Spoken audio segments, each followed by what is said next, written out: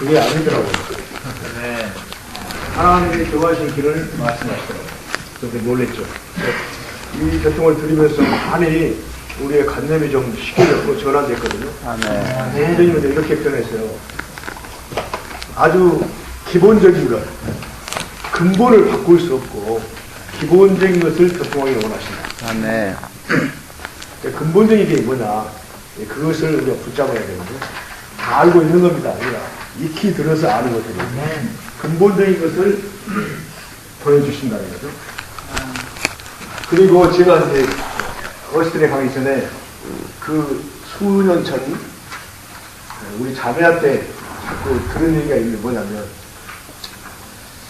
이거 많은 우리 한국 어떤 교회 상황 상태를 말해주는 한 말이라고 느껴졌거든요. 그게 뭐냐면, 이상은 높은데 여기에 어떤 걸맞는 교회 생활을 좀 하고 싶다는 거죠. 자네들 다 그러시잖아요. 네. 좀 뭔가 있을 것 같은데 있기는. 이게 그냥 답답한 거죠.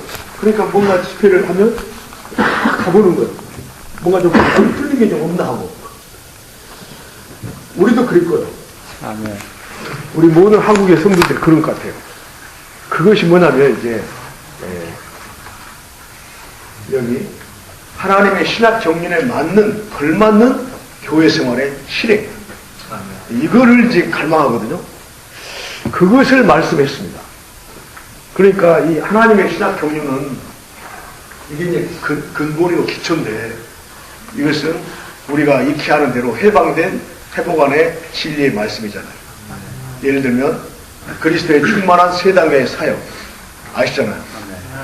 그 다음에 하나님이 사람 되심은 사람으로 생명과 본성에서 성격이 다르지만 하나님과 똑같이 되는 것이다. 이런 해방된 이러한 신앙의 사역의 말씀, 이거는 누구도 흔들 수 없는 거라는 거예요. 아멘. 그런데 중요한 것은 이러한 신학의 경륜을 요즘 말하는 이 고봉의 말씀을 우리가 흡수하고 체험하고 누리고 이러한 진리로 조성된다고 했어요. 조성돼야 된다. 고봉의 말이 조성돼야 되고, 조성될 때 요즘 하나님 사랑의 생활, 그 다음에 목양을 이렇게 말씀하셨는데, 우리는 그것을 누리지 않으면, 흡수하지 않으면 아무것도 없다는 거예요, 우리에게는. 그래서 교회가 뭐냐, 교회는 여기 이제 이게 뭐냐고 사실은 가지들이에요. 가지. 이 나무의 가지들. 가지들인데, 이 가지는 이 뿌리의 모든 품성을 다 흡수해가지고 뭔가를 좀 살짝 표현해야 돼요. 표현을. 이게 뭐냐면 교회 생활의 표현이죠. 실행이고. 그러니까 우리가 갈망하는 건 뭐냐면 하나님의 신학 경륜에 걸맞는 교회 생활, 그 실행, 그의 표현, 이것을 갖기를 원한다는 거예요. 이것에 대한 부담이었어요. 이거는 어떤 캠퍼스 봉사가 아닙니다. 그렇잖아요. 그거는 우리 전반적인 문제죠.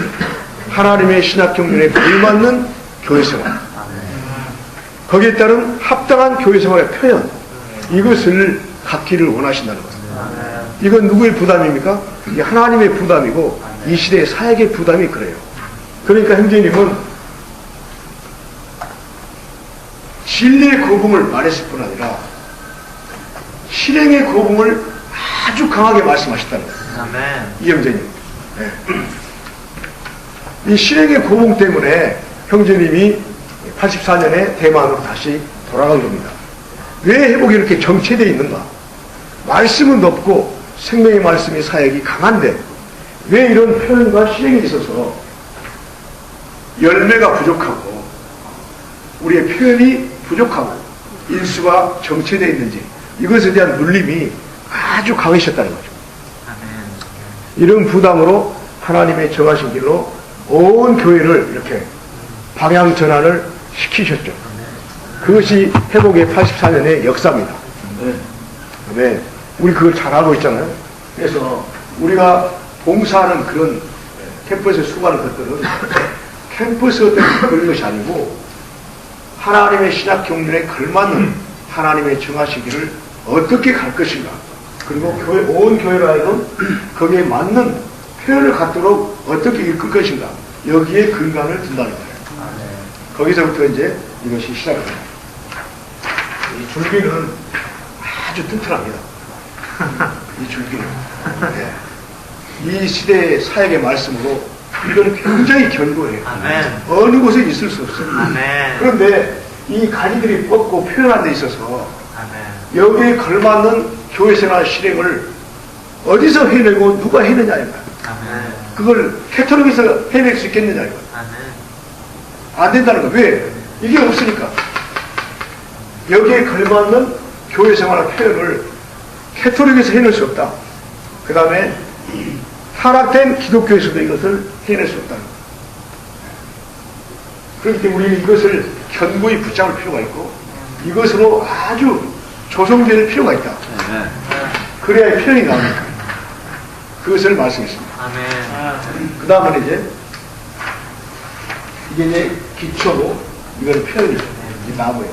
사실 내용이 없는데 여기에 가지가 다 뻗어나가요.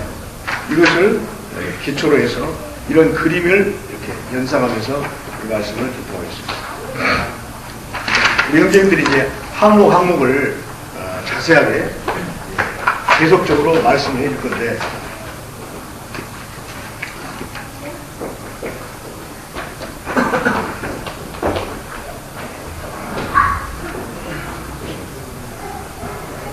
여기에 들어가는 모든 항목들을 형제님들이 아마 이제 부담 있는 대로 우리 형제님들이 좀 교통을 할 겁니다.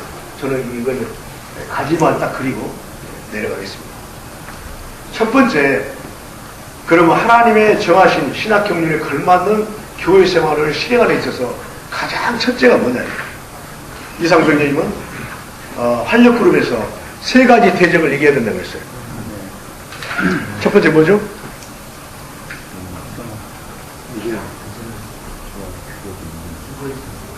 사대에 죽어있으면, 사대에 죽어있으면 몸의 생활을 통해서 정복된다고 했어요. 그 다음에 두 번째는 라오디가의 미지근. 이것은 그리스도를 추구함으로, 풍성한 그리스도 추구함으로 정복될 수 있다고 그랬거든요. 그 다음에 이제 세 번째는, 뭐라죠? 어떤 사람들이? 어떤 민린이들? 회복하는. 낡아진 민들이들의 열매 없음 하겠거든요. 이게 첫 번째는 열매. 생. 열매 없음. 열매 맺은 데부터. 열매 맺은. 이건 우리가 수없이 들었어요. 그런데 우리에게 그게요, 충격이 없어요. 열매가 없으면 요한복음 15장에서 이 시대에, 첫 번째는 이 시대에 그리스도의 누림에서부터 제해진다니까요. 그 다음에 다음 시대에, 이 시대뿐 아니라 열매가 없으면 다음 시대에 우리가 주님 오심에 대해서 교통하고 있죠. 다음 시대에 주님의 징계를 주의해야 된다. 열매는 그렇게 심각한 겁니다. 근데 우리가 그것을 심각하게 안 받아들이는 거예요. 여러분들 이것에 대해서 아주 강하게 말씀하시다.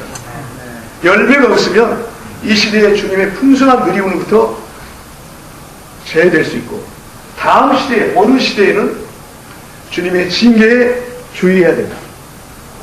근데 이것을 우리는 충격적으로 못 받아들입니다. 열매 없으면 어떻게 이기냐면 필사적으로 이긴다고 했어요. 그런 표현을 썼거든요. 열매 없음, 부패함, 낡아진 성도들의, 믿는 이들의 열매 없으면 어떻게 이기느냐. 필사적임으로 이긴다. 필사적임. 근데 우리는 여기에서 대한 우리가 추구하는 것은 그런 본질으로 함께 들어가고 사는 것입니다. 어떤 것을 이렇게 가르치는 것이 아니라 열매 맺음에 대한 우리의 부담하고 우리가 존재가 바뀌고 필사적일 수 있도록 우리 자신을 채찍질하기를 원합니다. 아멘. 그래야 하나님의 신학 경륜에 맞는 교회 생활이 할 수가 있어요. 그냥 우리가 그랬잖아요. 뭔가 있을 것 같은데 왜 안 되는가 하는데 가만히 있으면 되는가? 아니라는 거예요. 필사적임이 없으면 필요함이 없다는 거예요. 이 시대의 주님의 누림, 다음 시대의 주님의 징계, 이것으로 필사적임이 있어야 열매 맺음을 이길 수 있다. 아멘. 이게 첫 번째고, 두 번째는 뭐죠? 잘 알죠, 이제. 목양이죠, 목양. 생양, 목양. 목양은 사도 바울의 아주 강한 부담이었어요. 사도 에베소서 읽어보면 성도를 온전케 하는 문제예요. 열매를 얻기를 얻어. 그럼 내가 이 얻어진 대학생이 나 어디로 가야 됩니까? 이런 것으로 시작해서 그 성도 한 사람이 온전케 되어서 교회 생활에 딱 뿌리가 내리고 자기를 헌신할 수 있도록 목양하려면 어젯밤에 우리 윤선이 그랬잖아요. 우리도 가서 그 충격 먹는 게 그거예요. 10년 목양을 얘기하더라고요. 10년 목양. 어떻게? 대학 4년, 훈련에 2년, 그 다음에 졸업하고 4년. 그래서요, 우리는 그런 관념이 없어요. 훈련 받고 2년 딱 졸업하면, 자매님 이제 도깨비 방황에 든 슈퍼맨이 된 거야. 우리 모두 그런 인식을 가지고 있어요. 훈련 졸업생들을 목양의 대상이다. 이런 관념이 전혀 없는 거예요. 아멘. 다만 훈련 졸업생들은 만능 슈퍼맨. 그러니까 옛날에 우리 백경숙 자매님, 훈련 가죠. 안산. 그 다음에 또, 우리 자매들도, 다른 자매들도 이제 2년차 해봤잖아요. 2년차를 그때는 이제 다른 교회 가서 1년 내도록 살면서 했잖아요. 그럴 때 많은 교회에서 우리도 그때 사기생 강소정 자매하고 오셨는데 우리 생각은 이 자매들이 도깨비 방망이에 든 슈퍼맨이야. 모든 것에서 그냥 해줄 수 있는 사람으로 여겼다는 거야. 목양의 대상으로 안 여겨. 근데 거기서는 10년 말하는데 형제님 뭐라 하냐면 죽을 때까지 목양해야 된다고. 사람은 거듭날 때부터 죽을 때까지 목양이 필요하다는 거예요. 네. 이것이 누가 누구를 목양을 했어요? 사람을 목양하는 거죠. 네. 이 부분도 여기를 강하게 개통해야 될 겁니다. 이것이죠. 그 다음에 이제 나머지는 마지막은 우리가 말하는 모든 지체들의 기능 발휘. 이게 회복이 아주 큰 항목이죠. 계시록에서도 그랬어요. 니골라당의 행위, 니골라당의 행위, 그것을 에베소 교회가 미워했다는 거예요. 왜 그랬습니까? 그것은 온 기독교의 계급 제도를 타파시키는 거예요. 계급 제도가 어떻습니까? 어떤 사람은 유명한 스피커들이 나와서 계속 말을 하고 다른 사람은 다 기만 가지고 오고 기능 발휘를 안 하는 거죠. 그래서 기독교에서 심지어는 기독교에서도 유머스라는 것이 있는데요. 천국에 가봤더니 다 기만 와 있더라는 거예요. 이걸 아주 큰 걸 의미하거든요. 기만 와 있어, 기만. 사람 몸 전체가 온 게 아니라. 그런 유머가 있습니다. 이것은 회복 안에서 우리가 집회 가운데 신원할 뿐 아니라 이것도 이제 우리 형제들이 자세히 교통하겠지만 모든 성도들이 일어나서 자기의 분량껏 이번에 주님이 다시 오신 분 달란트 이걸 다 사용해야 된다는 거죠. 이 세 항목이 형제는 여기서 이 팜플렛에 다 있지만 이런 표현을 썼어요. 전기 만져본 사람 있어요?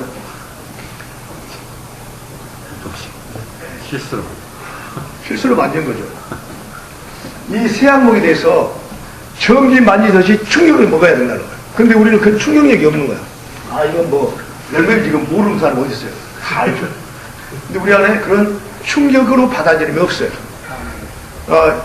이걸 볼 때 우리가 많이 주님 앞에 돌이킬 필요가 있다. 이 시대가 요구하는 하나님의 신학 경륜은 우리가 메시지를 많이 추구해서 저장시킬 뿐 아니라 반드시 어떤 표현을 가져야 하는데 그 표현은 열매 맺고 목양하고 온 성도가 기능을 발휘하는 이것으로 인해서 우리가 아주 그냥 번개를 맞듯이 팍 깨야 된다는 거예요. 이런 것이 없어요. 왜요? 이걸 그냥 일반적으로만 들어서 뭐 생양 표고 그 교통하고 다 할 수 있어요. 그런데 우리 존재가 열매 맺음에 필사적이고 목양에 절대적이고 기능 발휘에 아주 적극적이다 이거예요. 아멘. 이런 면에서는 우리가 아주 어떤 면에서는 나쁜 말로 아주 못된 사람들. 형제님 표현은 그랬어요. 전기를 만지시 충격을 먹어야 된다. 이것이 형제님의 부담이라는 거예요. 이것을 어렸을 때 그 단노프 형제님은 전기 충격 맞으시 만졌더라고. 만진 거예요. 아멘. 그러니까 아주 필사적인 거예요. 열매를 맺는데 필사적인 거예요. 아멘. 목양하는데 적극적인 거예요. 기능 발휘하는데 절대적인 거예요. 이런 것이 없으면 가만히 앉아서 왜 교회 생활이 하나님 말씀은 충만한데 왜 생활이 안 되느냐? 우리에게 이런 필사적인 게 없다. 열매 맺지 않으면 가지가 잘려진다. 이 시대의 누림에서 끊어지고 다음 시대에 진리가 있다. 이런 말에도 심각하게 없어, 심각하게. 우리가 아주 무지한 사람들, 무지한 사람. 이것에서 하나님 정하신 뭘 하느냐, 뭘 하느냐. 그러니까 우리가 어떤 면에서는 캠퍼스 봉사는 다만 이런 하나님의 정하신 길을 하케트를 캠퍼스로 한 거죠. 아멘. 여기다가 열매가 있은 그 어장이 있기 때문에. 그리고 이제 두 번째는 그런 어떻게 하느냐, 이 일을 어떻게, 이게 이제 중요하죠. 어떻게 하느냐, 어떻게 하느냐. 여기서 이제 열매를 맺는다. 그래서 이제 주로 그 학생 캠퍼스.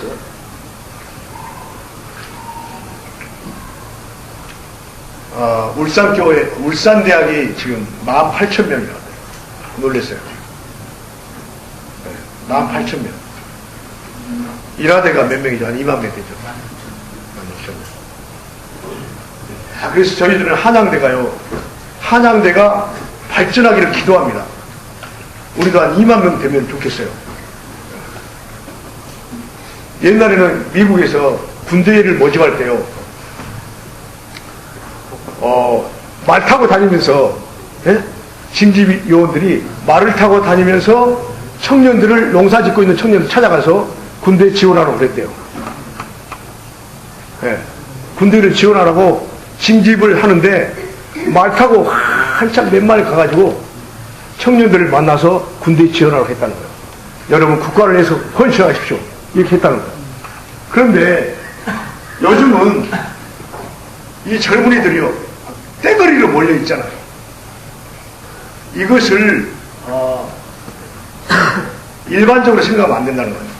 예, 여기서 이제 여기에 덧붙여서 최근에 동역자 형제님께서 미국에서 매우 우려되는 상황을 교통하시다는 거예요. 우려되는 상황. 이게 뭐냐? 지금 랑케가 형제님이나 벤스피너 형제님들, 이런 동역자들이 나이가 60대 넘고 50대 넘고 다 나이 드셨다는 거예요. 그런데 그 중간에 이 동역자들을 이어갈 중간 계층들이 부족을 느낀다는 거예요. 심각하진 않지만 우려되는 상황이라는 거예요. 그러니까 젊은이들을 회복 안으로 유입시키지 못하면 회복의 다음 세대가 보장을 안 된다는 거죠.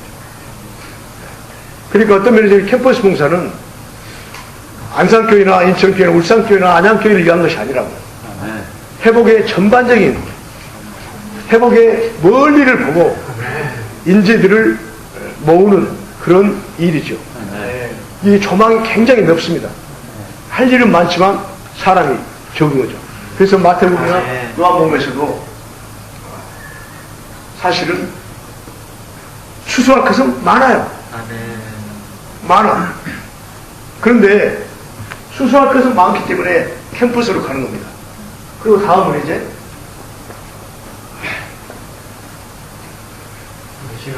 누가 아느냐.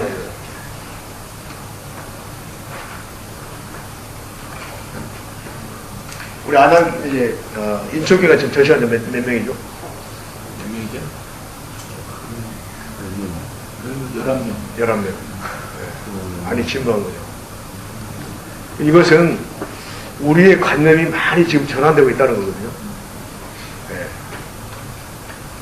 그런데 주님은 말씀하시기를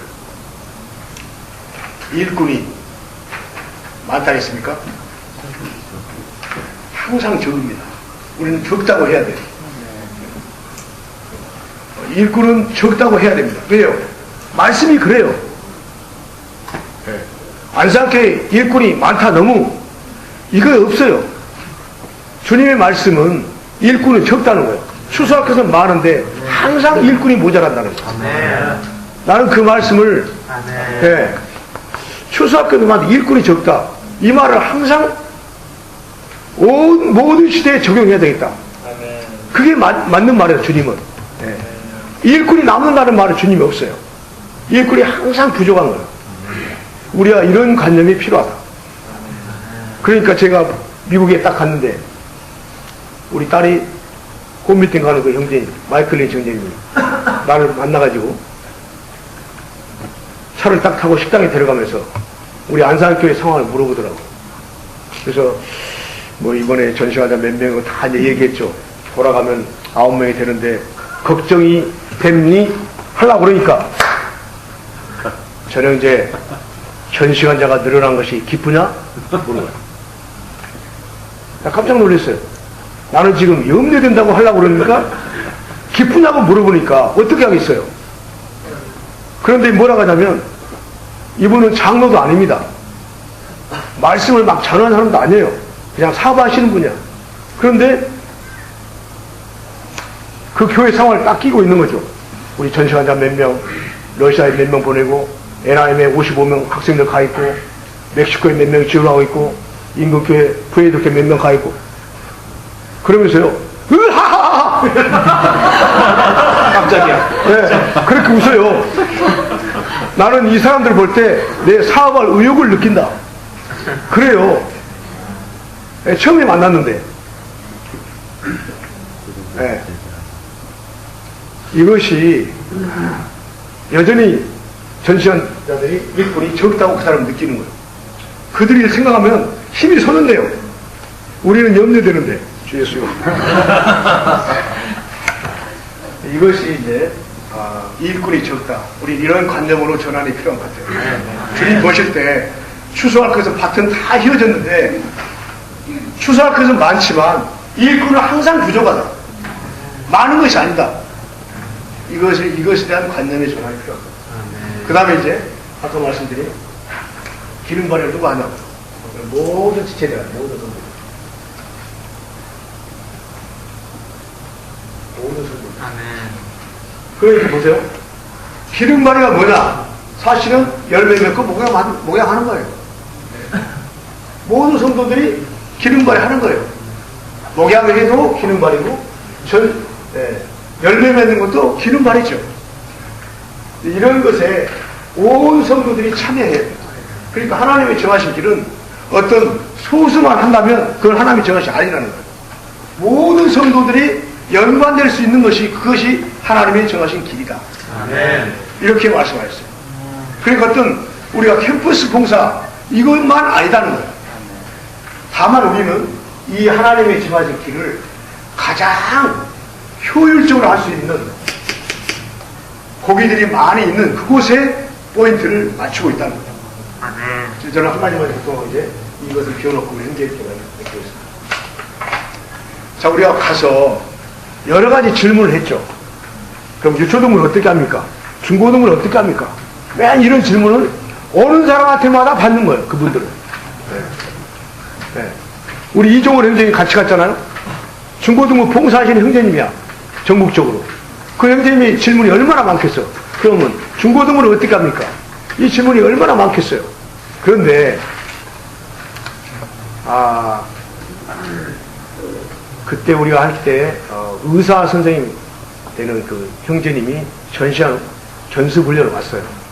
50 넘으셔가지고 나이가 많으시고 그분이 이제 애날 어렸을 때 장로 형제님 아들들 장로 형제인데 아들들이 교회 생활을 잘 적극적으로 안 하더라고. 하나는 고등학생, 하나는 뭐 대학생인가요? 네. 그러니까 이 장로 형님이 얼마나 마음이 걱정이겠어요. 그래서 그런 교통을 그 형제님하고 한 거예요. 그러니까 그 형제님 말하기를 아직 실망할 때가 아니라는 거예요. 이게 무슨 소리냐니까. 고등학생 때는 이 암뇌가 덜 발달한다는 거예요. 처음에는 그 얘기를 그냥 지나간 말로 그렇게 들었는데 다음에 재차 확인해 봤더니 그 의학적으로 맞는 말이냐 아니면 나를 위로하려고 그러냐니까 의학적으로 그런다. 의학적으로 사람의 두뇌, 암뇌가 덜 발달하고 19세, 20세 대학생들이 될 때 그들의 뇌가 완전히 발달해서 뭔가 사상을 받아들이고 자기 자신을 할 수 있는 나이는 그때다. 아멘. 네. 아멘. 그러니까 공산주의에 물들 시기는요 고등학생 때가 아니에요. 다 칼막스 이론은요 대학 가서 읽습니다. 아멘. 그러면 그 존재가요 운동권 학생들이 돼버려. 그 시기 언제냐면 대학생 때는. 그러니까 요즘 그 한나라당 전 이호옥 대변인입니까? 예, 그쪽을 안 읽어봤는데 그분이 쓴 책에 누가 읽고 나한테 말해주더라고. 너무 어린 자들에게 어떤 사상이나 혹은 신앙까지도 너무 빨리 주입해 보면 그들은 혼돈을 가져버린다는 거예요. 왜요? 이 암뇌가 덜 발달한 상황에서 뭔가를 이렇게 계속 강하게 해버리면 그들의 판단력이 흐려져 버려요. 그런 시기가 아니라는 거예요. 그렇기 때문에 젊은 대학생들은 자기가 어떤 사상을 받고 그것을 자기 것으로 만들어서 자기 목숨을 걸 만한 나이다 이거예요. 그러니까 우리가 가장 효율적으로 수고할 만한 타겟들은 그 시기다 이거예요. 물론 우리가 어제도 교청한 것처럼 유초등부나 중고등부 학생을 잘 돌봐야죠.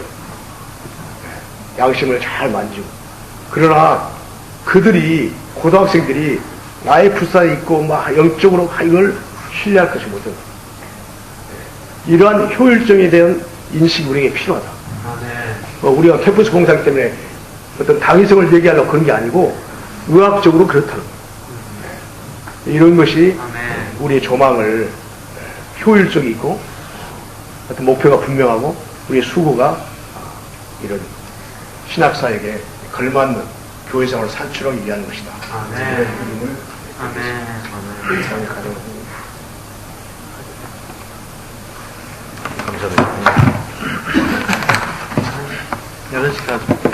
11시까지 하겠습니다. 원래 그 어스틴에서 보면 견습생들을 위한 OT를 하거든요. 그러니까 처음에 저희가 생각할 때 뭐 이렇게 지방에 초대하고 이걸 지방에서 오고 이걸 전혀 고려 안 했거든요. 원래는 견습생들을 위해서 이제 하나님이 정하신 길에 대해서 오리엔테이션 하는데요. 거기에 그 어스틴에는 이제 한 해 이렇게 졸업한 사람이 많잖아. 그 어스틴의 풀타이머들이 함께해서 섬길 수 있는 이상을 하나님이 정하신 길에 관한 이상을 보는 시간이거든요. 이런 시간. 그래서 처음에 저희는 그 미루자매가 이번에 처음 더해져서 이제 미루자매를 위해서 몇 가지 이렇게 좀 교통을 해야 되겠다 이런 부담을 갖고 이렇게 자료를 준비하다가 미루자매 혼자 놓고 이렇게 막 교통할 수 없잖아요. 근데 저기 인천의 형제님이 전화가 왔더라고요. 그래서 우리 가서 학기 시작하기 전에 언제 교통할 수 없냐. 대학생 특별 집회 시간 좀 내달라 뭐 이렇게 교통해서 저희가 이제 그러기 쉽지 않고 여기 한번 교통해가지고 여기 한번 오시는 건 어떠냐 교통해서 아무튼 교통이 잘 돼가지고 울산에서 오고요. 아무튼 신께 감사합니다. 울산도 이번에 이제 울산도 쓰라린 처음 있잖아요. 작년에 형제님들이 2명이 풀타임과 함께 OF정이 오셨거든요. 근데 1년 지나서 이 두 분이 가셨거든요. 그만두시고. 그래서 이제 새로 또 4분이 충원됐잖아요. 그래서 형제님 안에도 그런 마음이 있을 것 같아요. 그래서 저희도 동일하게 그런 걸 이렇게 옆에서 지켜봤기 때문에 마음이 아프거든요. 그래서 저희 마음은 정말 다른 데 있지 않고요. 이 하나님이 정하신 길도 심지어 우리가 그걸 누리지 못한다면 의미가 없잖아요. 그래서 우리가 정말 이러한 이상이 우리를 보존하거든요. 사실 저희가 교통할 때 저희 분량의 문제도 있고요. 상당히 제한적이거든요. 그리고 심지어 저희가 이제 어신에서 이렇게 발췌문을 형제님들 발췌문을 해왔는데 이걸 그대로 읽어도 임팩트가 없어요. 왜 그러냐면 우리가 그 실제를 가진 사람이 아니니까. 어신의 형제님들이 말하는 거 왜 그게 우리한테 영향이 있냐면요. 이분들이 그러한 삶을 살기 때문에 그분들의 한마디가 우리의 마음을 만지는 거죠. 그런 사람이 서서 얘기하기 때문에. 근데 우리는 역으로 그런 사람이냐 이제 막 시작하는 거거든요. 그래서 저희 우려도 있거든요. 사실 저희가 이렇게 해가지고 센터의 서영진과 교통해야 되는 거 아닌가 처음에 그런 생각을 했거든요. 이렇게 커지는 걸 느끼면서 저희는 사실 이제 의도하지 않았지만 이렇게 함께 했지만 저희 안에 그런 마음이 있다는 거죠. 이렇게 사실 여러분이 계시지만 심지어 안산에 우리 자매님들도 오시게 할까 말까 고려 많이 했거든요.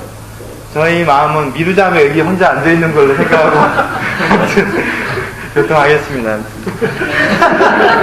왜냐면 미루자매가 우리를 아니까 우리가 섞여야 되고. 근데 전혀 혹시 교통했는데 나는 무슨 말인지 모르겠다 또는 이런 반응이 있을 수 있거든요. 아니 뭐 이게 다 듣던 소리인데 또 이렇게 형제님들이 하실 때 아무 느낌이 없을 수도 있어요. 그렇다면 이건 우리의 문제고요. 저의 문제고 또 한편에는 또 형제 자매님이 비워지지 않은 문제일 수도 있거든요. 저희가 이제 여러 지방에 방문도 하고 방문도 받아보고 느낀 것은 하나님이 정하신 길을 가는 것은 그것을 정말 갈망하고 추구하지 않으면 이것은 정말 불가능하다. 우리를 왜냐하면 이 하나님이 정하신 길이 오늘날 우리를 이기는 자로 산출하기 때문에 한국 안에서 이 말이 너무나 낡아졌잖아요. 지금은 이런 말이 많이 없거든요. 하나님이 정하신 길 활력으로. 저희가 이제 계획하기는 오늘은 이제 폼에 대해서 더 다음 시간 더 전진돼서 형제님들이 보충해 주시고 전반적인 그림을 교통할 거고요. 내일 열매 맺은 목양 기능 발휘에 대해서 형제님들이 이렇게 준비하셔가지고 20-30분씩 교통하시고 그 다음 수요일날 학생 전시관자 모든 성도들 이 3겹들이거든요. 이것에 대해서 교통하고 마지막 날 목요일날 활력그룹에 대해서 교통하고 제가 더 교통해봐야 되는데 그러면 캠퍼스에서 여러분들이 봉사자는 이제 처음 나온 거잖아요. 그럼 어떻게 실제적인 봉사에 관한 교통이 있을 수 있잖아요. 그래서 그런 실무적인 교통을 좀 저희가 듣고 교통하고 저희 분량 안에서 그게 캠퍼스 프린시플이라는 게 있거든요. 그걸 혹시 좀 다룰 수 있으면 모르겠어요. 그 시간이 충분히 됐죠. 어쨌거나 이 하나님이 정하신 길은 너무나 큰 문제거든요. 란 형제의 메시지를 최근에 제가 들었는데요. God ordained way is very powerful 그러다. 너무나 왜냐하면 그것이 God ordained way니까. 그러니까 이 말을부터 우리가 식상할 수 있거든요. 하나님이 정하신 길 너무나 능력이 있는 것이다. 파워풀한 것이다. 왜냐하면 이것이 하나님이 정하신 길이기 때문에. 근데 왜 하나님이 정하신 길로 이렇게 많은 문제가 있냐. 그것이 너무나 파워풀하고 그것이 대적의 머리를 박살내는 일이기 때문에요. 이 길을 신실히 가는 무리가 있을 때 대적은 끝나는 문제이기 때문에 이것에 대해서 많은 문제가 있는 거죠. 그래서 우리도 너무나 많은 파도를 거쳤잖아요. 저도 기억나는데 저도 우정부에 가서 이렇게 집회를 참석하기도 했거든요. 그리고 새벽에 나와서 우리 함께 하고 그것이 본질적으로 틀렸다는 게 아니고요. 우리가 균형 잡지 못한 면이 너무 많거든요. 저희가 기억하는데 저기 남부에서 형제님들이 오셔가지고 그때 여기 안산교회 칠판이 이렇게 크게 있었는데 여기다 가득 이 큰 나무가 아닌 다른 전차를 그때 그려놨던 것 같은데요. 기차를. 집. 네. 그리고 밑에 바퀴 달린 집이었는데 기억나거든요. 근데 그것을 그려놓고 두 분 형제님이 와서 열변을 토했던 기억이 있거든요. 이제 근데 그런 형제님들 교통을 듣고 저도 만져졌거든요. 근데 그것이 생명의 방식에 따른 길이 아니었기 때문에 저희를 이렇게 깊이 만지지 못했던 것 같아요. 그래서 저희가 그냥 운동의 방식을 취했고, 어찌됐건 저의 염려가 하나 있는데, 이렇게 교통하는 것이 혹시 그런 것의 또 일부일까 염려가 있거든요. 그렇지만 저희가 저희가 체험하고 누린 것을 교통할 때 저희 안에 어떤 느낌이 있냐면, 이것이 생명의 길이고 시간이 모든 걸 말해줄 것이다. 옛날에 이런 관념이 없었거든요. 시간이 대신 오래 걸리겠지만 이게 생명의 길임으로 주님 반드시 하나님이 정하신 길을 통해서 길을 얻으실 것이다. 그래서 저희가 이렇게 작게 작은지 모르겠지만 이렇게 모임을 시작했는데 이러한 것들이 정말 부활 안에서 이제 다 실패했잖아요. 그리고 더 이상 하나님이 정하신 길 활력그룹 이런 말이 없잖아요. 회복 안에. 교회 안에 그런 말 하면 또 이상하게 보고요. 또 노나킹 이런 말도 없잖아요. 더 이상요. 그래서 이것을 부활 안에서 우리가 붙들고 생명의 방식 안에서 정말 그 어신의 본을 따라서 그 몸의 실제를 우리가 한국 땅에 이식해서 하나 한 단계 한 단계 전진하자는 거죠. 그런 마음이 있거든요. 이제 실패해서 아무도 이것에 대해서 말하지 않을 때 우리가 기도 안에서 이것을 붙들고 참되게 이 생명의 길을 하나님이 정하신 길을 수행하기 원한다. 네. 우리 안에 이렇게 개인적인 마음 이런 아주 열망하는 마음이 있을 때 우리 자신이 이걸 들었던 말이라 느끼지 않고요. 우리 자신 비워지고 우리 자신 새롭게 돼서 이 말씀 다 들을 수 있을 거거든요. 그리고 그럴 때 이러한 세븐워드라고 그러는데 7 단어에 대한 분명한 조망을 갖고요.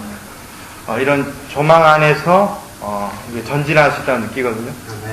그래서 이제 저희가 마치 이제 이게 7 단어인데요.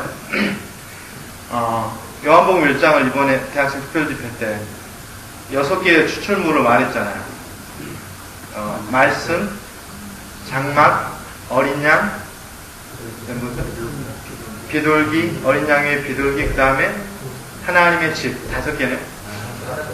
사닥다리, 하나님의 집, 사닥다리. 이 5개의 추출물을 이렇게 싹 말할 때 우리가 그걸 이해할 수 있었잖아요. 요한복음 내질적으로 이해하는 거거든요. 요한복음 1장에 대한 결정이잖아요. 이 5개가. 근데 이것은 하나님이 정하신 길에 대한 추출물이라 생각하면 돼요. 이 단어가. 이 단어 하나하나가 너무나 귀한 거죠. 그래서. 근데 우리는 메시지를 읽을 때 이런 조망이 없어요. 이건 딴 형제님이 추출물을 이렇게, 7개를 빼 오신 거거든요. 그래서 이러한 조망 가운데 전진하신 거죠. 그럴 때 치우치지 않고 전진할 수 있었던 거예요. 그래서 이것을 보는 게 나는 진짜 너무나 중요하다는 교통하고 싶어요. 제가 99년도에 그 훈련생일 때 어스를 갔거든요. 근데 그때 어떤 느낌이 있었냐면, 제가 그때 뭘 봤냐면요. 팀씨 형제님의 큰 집을 봤어요. 봉사하는 사람들은 항상 작은 집에서 이렇게 저 형제를 볼 때 이렇게 아주 작은 데서 이렇게 사시고 소박하게 그리고 그래야 본이 된다 이렇게 늘 그 관념이 있었거든요. 근데 팀씨 형제 집을 갔더니 거기에서 50명, 60명이 이렇게 코디네이션 집회를 하는 거야. 그 아침 새벽에 와서요. 그래서 전시간자도 큰 집에 살 수 있구나 이 관념을 가졌어요. 내 이 관념 안에 벗어난 거죠. 그거 그리고 두 번째 뭘 봤냐면 집회를 칼리지 컨퍼런스 토요일에 갔는데요. 그 한 300~400명이 이렇게 기타 치면서 주님을 누리고 어떤 작은 그 말레이시아 타이 자매가 간증할 때 옆에 그 목양했던 그 형제가 있었거든요. 울고 막 이런 걸 봤거든요. 그래서 저게 풀타임의 맛이구나 그걸 느꼈어요. 그리고 주님 섬기기 원했죠. 근데요, 나는 가서 캠퍼스의 일만 보는 거죠. 이게 교회 생활과 연결됐다 이런 생각 많이 갖지 못하고 어시는 아무튼 캠퍼스구나. 근데 전시간자도 내가 전시간을 이렇게 기도하고 있었으니까 전시간도 큰 집에 살 수 있고 전시간자의 맛이 열매를 얻는 거구나 이걸 느꼈죠. 그래서 돌아와서 제가 형제들과 교통했어요. 내 큰 집을 얻어서 거기서 형제들 함께 살겠다고. 큰 집에 살았잖아요. 네, 그렇죠. 큰 집에 살았어요. 처음에 그 집을 살 때 저 형제님 누가 그랬는지 기억은 안 나는데 전시간자 그렇게 큰 집에 사도 되나 이렇게 말하는 성도가 있으면 어떡할까. 이렇다. 근데 저는 거기에 대해서 제가 본 게 있잖아요. 봤기 때문에 당당히 내 안에서 내 안에 양심에 문제가 없었어요. 내가 왜 이 얘기를 하냐면요. 우리는 본 곳에 따라서 그만큼밖에 전진할 수 없다는 거예요. 나는 그때 캠퍼스 웍을 보고 왔기 때문에요. 그리고 전시관자가 좀 자연 가운데 큰 집에 살고 또 열매 맛을 보는 그 풀타이머를 보고 왔기 때문에요. 그 제한 안에서 내가 그만큼 스텝을 밟은 거죠. 그게 형제 집을 이렇게 형제를 거 살게 된 배경이었어, 사실. 그래서 이제 그런 상황 가운데 저희가 형제 집 열고 했는데 너무나 힘든 거예요. 힘든 것이 많이 있죠. 그래서 왜냐하면 내가 본 게 그것뿐이니까. 내가 그때 만약에 이런 세븐워드 이상 안에서 성도들과 연결돼서요. 성도들 깊이 안으로 들어가고 또 교회는 역으로요. 이런 풀타이머들을 교회가 이렇게 공급하고 목양하고 이런 인식이 더 있었으면 아마 훨씬 전진했을 거예요.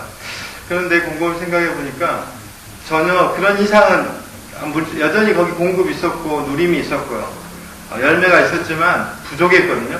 그래서 하긴 하는데 너를 젓는 거예요. 형제님들이 그런 표현을 쓰거든요. 하나님이 정하신 캠퍼스 욕을 하는데 롤링 한다고.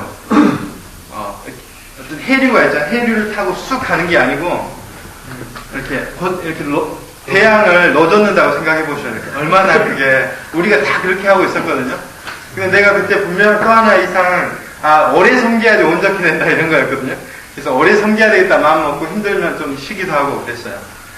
근데 그런 상황에서 이제 한국에서 2003년도에 캠퍼스 풀타임으로 그때 한번 다시 가게 된 배경이 있었거든요. 한국에서 길이 없으니까 다 하다가 스톱하고 많이 해야 5년 하다가 이제 부산 형제들이 번아웃 됐거든요. 부산이 저러는데 다른 데는 진짜 길이 없겠구나 생각하고 서울 형제님들 같이 한번 가보자 그러면 어렸을 때냐 그래서 갔거든요.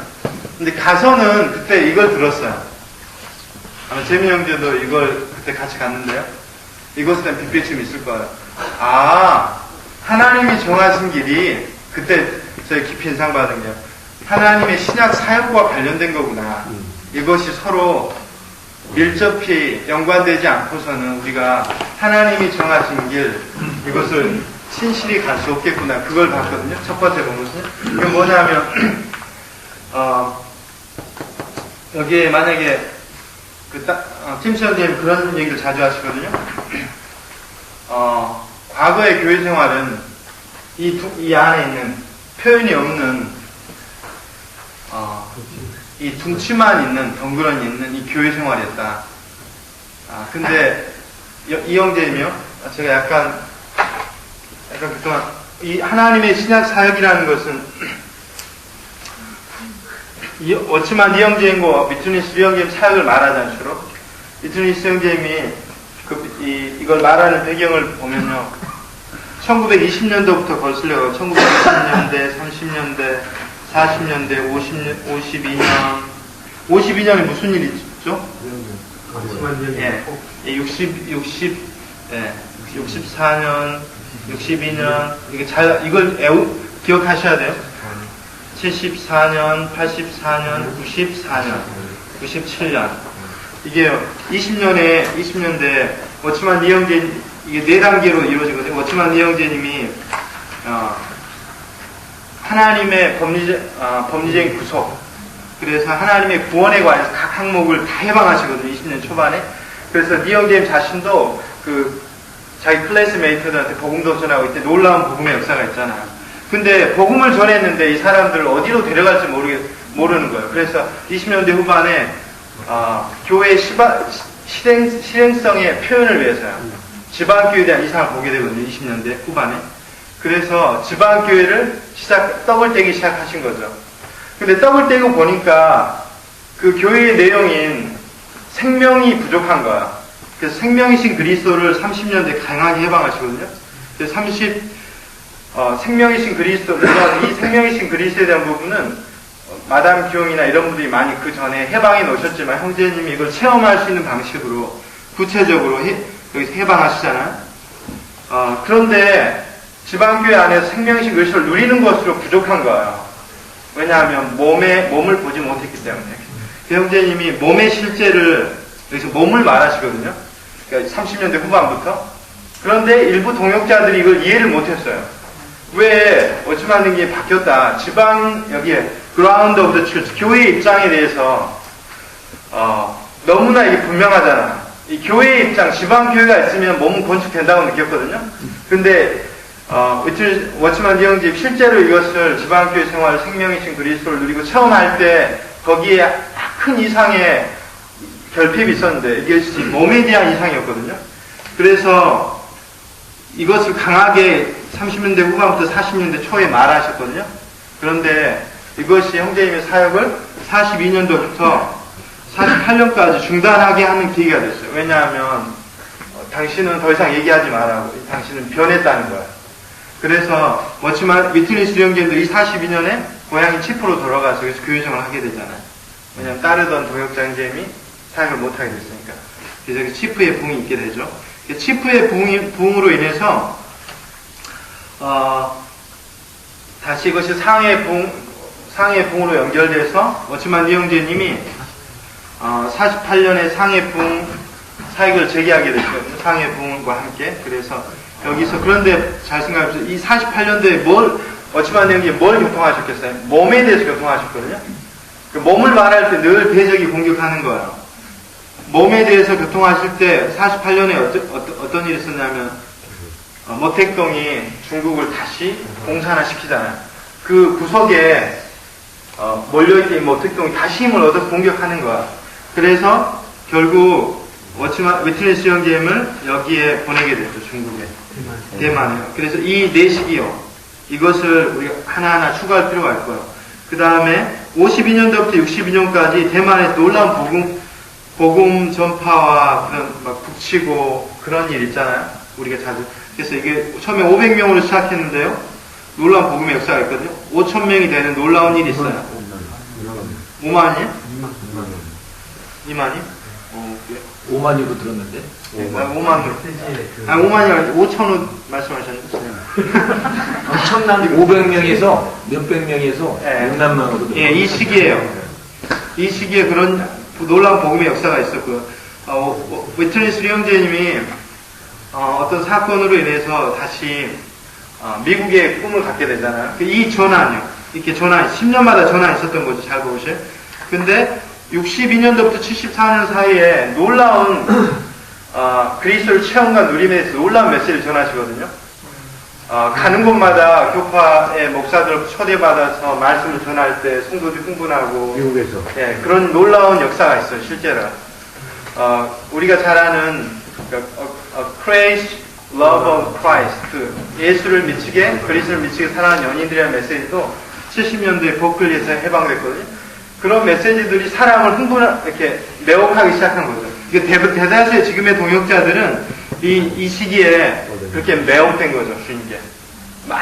지금 실제로 동역자들 외에 배역하고 이런 많은 분들이 사실은 기둥과 같은 분들이 이 시기에 이 형제에게 매혹됐거든요.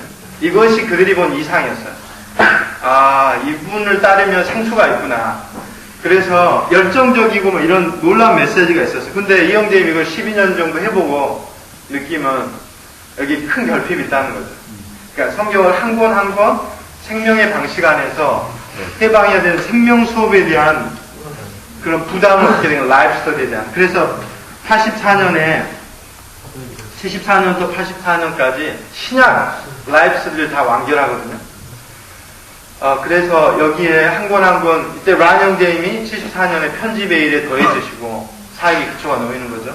그래서 74년도 84년에 그 다음에 84년도부터 신약 그 결정 연구가 시작되고 84년도부터 94년까지 구약 라이프스토리 다 맞춰주고요. 근데요, 예, 여기 이제 중요한 게 하나 있는데요. 이전에 94년부터 97년까지 하이피크가 이제 해방되는 거죠. 94년에 심지어 94년도부터 해방돼서 94년에 완전히 오픈되고 97년에 이 형님 돌아가셨잖아요. 근데 여기서 중요한 기로점이 있거든요. 84년에 신약 라이프스토리를 다 마치고 구약 일부와 신약 라이프스토리를 다 마치고 이 형님이 주의 회복의 상황을 다시 재고해 본 거예요. 그런데 그 당시에 이 신약 사역만 있고요. 이 표현이 너무나 없이 빈약해요. 그 당시에. 우리나라 교회 상황을 봐도 마찬가지잖아요. 아무것도 없는 거야. 미국의 몇몇 교회와 대만의 교회. 그래서 주님 앞에 심한 책망을 듣고 시스템을 전환해야 되겠다라고 생각하시고 형제님이 실험실로 대만으로 가버리신 거죠. 이 이주는 미국의 동역자들에게 엄청난 충격이었거든요. 이렇게 놀라운 라이프 스터디 말씀을 해방하시고 이러셨는데 이렇게 떠나버린 이영재이 갑자기 대만으로 간다고 그럴 때 아무튼 놀라운 이렇게 도대체 왜 그러는가. 그래서 이 사이에 가장 큰 배역이 있었잖아요. 그러니까 배역은 어디서 오냐면 앞선 이상을 따르지 못할 때요. 전진된 이상을 따르지 못할 때 그들이 그걸 이해하지 못할 때 거기에서 오해와 비방과 배역이 있는 거거든요. 심지어요. 여기 74년도, 62년도 74년 이 그리스도에 대한 놀라운 체험, 누림에 대해서 해방할 때 이영재 이제 NIM으로 74년에 사역실을 옮기고 한 권 한 권 해석할 때, 해방할 때 그걸 이해 못하는 사람이 있었어요. 왜? 예전과 같은 열정적이고 뜨거운 집회를 원했던 거죠. 근데 이영재의 부담은 이것이었기 때문에 이걸 한 권 한 권 해석한 거예요. 그래서 여기에 첫 번째 큰 배역이 있었어요. 그 다음에 그 다음에요. 여기에 또 다른 배역이 있었는데 한 권 한 권 해방하면서 이영재님이 또 다른 주 회복의 전진을 위해서 대만을 떠나실 때 여기에 이건 더 큰 전환이거든요. 심지어 이영재이 미국을 떠날 정도로 떠나지 않으면 안 될 상황이었어요. 그래서 왜 주 회복이 이렇게 낡아 있는가, 왜 인수의 증가가 없는가, 이걸 심각하게 제고하게 되신 거죠. 그래서 이런 배역의 쌍이 그때 이걸 이해하지 못하는 사람들이 그건 여러 가지 이유로 인해서 이때 큰 전환이 있었어요. 그래서 84년에 하나님의 신약 사역이 하나님이 정하신 길은 84년도부터 89년까지 이영재 대만에 머무셨는데요. 그때 처음 만들어 God ordained way란 말을 처음 하신 거거든요. 그래서 아무튼 이런 배경을 가지고 하나님이 정하신 길이란 말이 시작된 거죠. 근데 이 말은 너무나 많은 부추를, 왜냐하면 형제님이 그 실험실 안에서 했기 때문에요.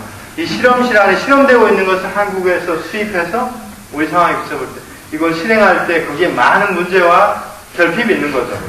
이건 당연한 거거든요.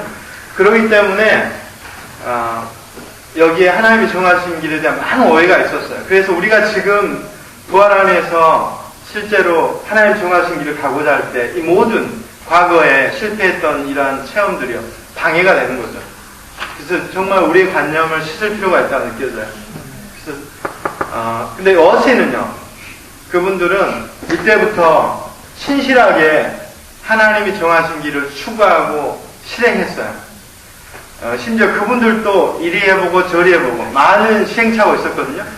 1984년 전까지만 해도요, 이분들은 월요일만 안 모이고 화요일날 무직 집회소에 모이고 수요일날 모이고 목요일날 쉬고 금요일날 모이고 토요일날 모이고 주일날 아침 저녁으로 모였거든요.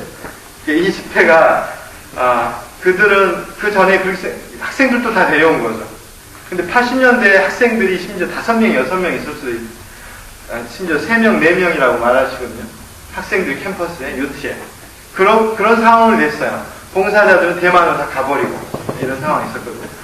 근데 매일매일 집회소에 모이면 그건 나쁜 거 아니잖아요. 저희 관념에 따르면. 이 말은 우리가 어느 정도 미딩홀 센트, 미딩홀 관념 안에 있다는 거죠. 내가 보기에 일주일에 그 정도 모이면 그렇게 나쁜 것 같지 않거든요. 지금도. 아니, 그럴 수 있죠. 월요일날 팀장님이 정확히 이렇게 표현하셨거든요. 그 84년 전에 이렇게 모였다는 거죠. 월요일날, 아니야. 화요일부터겠죠. 화요일날 저녁에 무조건 직장 끝나고 왔다는 거죠. 수요일날 오고, 목요일날 피곤하게 쉬고, 금요일날 오고, 토요일날 또 모이고. 그러니까 무조건 퇴근이, 그때 용어가 있잖아요. 출근이 퇴근이고, 퇴근이 출근이고. 그래서 주일날에요. 아침 또 오신 저녁까지 해요. 저녁으로 모이고. 그러면서 형님이 월요일날, on Monday, 월요일날은 우린 다 죽었다. 아니, 집회 누림이, 사실 집회 가는 누림이거든요. 저도 이제 풀타임으로 하면서 고민했던 게 뭐냐면, 이 집회는 나한테 짐인데, 아마 그런 게 있을 거야, 아마. 그렇지만 집회 자체는 좋아요, 가면. 누림도 있고. 그렇지만 내 컨디션과 이런 상황이 집에서 보내야 될 상황이에요. 그러면 형제님들한테 합당하게 교통할 수 있거든요. 거스린 형이 아니고 우리 이기령 형제님 다 받으실 거야. 그래서 우리가 보존되기 위해서 우리의 상태를 알아야 돼요. 우리 정말 합당한 영안에서 형제님 이 집회는 너무 나한테 집회가 누리고 좋지만 이 집회 가기 때문에 교통할 수 있거든요. 아무튼 그런 걸 배우시기 바랍니다. 어쨌거나 어신도 모든 관념이 미닝홀 센터드였어요. 근데 이게 언제 바뀌었냐? 형제님들이 이제 집회를 그 이후에도 이제 가정 안에서 80년대 후반에 와서 미국에 대만에 가서 어신 형제님들이 오셨거든요. 그래서 이제 전환을 가진 거죠. 그 대만에 가셨던 훈련 받았던 형제님들이 다시 어신에 와가지고 이제 풀타임을 증가했어요. 그래서 풀타임들의 가정 안에 학생들을 가져가기 시작했어요. 그것도 우리가 밟아야 될 단계거든요. 왜냐하면 성도들은 부담이 끝나라고요. 부담이 없기, 성도들은 아직 부담이 전이 안 됐잖아요. 그러니까 풀타임 가정 안에 데려가기 시작한 거죠. 이게 두 번째 단계예요. 첫 번째는 무조건 전체 집회로 다 모이고, 그 다음에 단계는 풀타임 가정들이 그걸 다 짊어지는 거죠. 근데 캐리아드 형제님이라고 그 형제님이 계시는데 그 형제님 뭐라고 그러냐면 혼미를 하고 나서 매일 저녁 자매와 함께 설거지를 하는데 자매와 좋지 그러면서 한 12시 이렇게 1시까지 설거지하고 집 정리하고 이랬다는 거죠. 그럼 자매님이 어떻게 했어요? 그래서 자매님이 결국은 폭발했다고 그러더라고요. 그게 1년, 2년을 못 가거든요. 그렇게 그 과정이 있었죠, 어신도. 그러고 나서 그런 상황들이 엘더들과 함께 교통되고, 그래서 가정들 안으로 가져가면서 어떤 한 빌리버리의 약한 가정이 90년대 중반에 회복되는 계기가 있었거든요. 한 학생으로 인해서. 그래서 거기에 우리가 유기적인 폭발을 가져왔어요. 그러니까 서서히 어신도요. 미링홀 센터드 관념에서 서서히 관념이 이제 홈 센터드로 바뀌는 거죠. 이런 관념을 이렇게 아무튼 우리가 관념이 전환될 필요가 있거든요. 이 말은 너무나 큰 말인데요. 저를 포함해서요. 우리 모든 사고방식이 집회소 중심의 관점이거든요. 이것이 홈 중심으로 바뀌는 거죠. 여기에 대해서 저는 많은 추구가 필요하다고 느끼거든요. 어스틴의 엘더들은 목요일마다 저녁마다 모여서 어떻게 하면 이 미링홀 중심의 교회 생활을 가정 홈 센터드 관념 중심의 교회 생활로 옮겨갈까를 매일매일 기도하시고, 다른 건 많이 교통 안 하신대요. 행정적인 일은 짧게 교통하고, 어떻게 하면 이걸 전환시킬까, 어떻게 해야지 이게 전진이 있을까, 그걸 계속 제고하신다는 거죠. 그러니까 그러기 위해서 유기적인 요소가 가미돼야 되잖아요. 그래서 그것을 지속적으로 어떻게 하면 이걸 전환시킬까 교통하고요. 제가 여기에 그래서 이 모든 것이 일어나는 장소가 어디겠어요? 홈을 쓰는 거죠. 홈이 첫 번째 키워드거든요. 홈이 모든 것들, 열매 맺고 목양하고 기능 발휘하고 학생과 전시관자 성도들이 다 있는 곳이 가정이거든요. 선생님들 여기에 지금 많이 교통하시는데요. 제가 뭐 다음 15분까지 쉬고 다시 와서 20분까지? 20분까지 쉬도 처음이니까 20분까지 11시 20분에 다시 와서 기도하고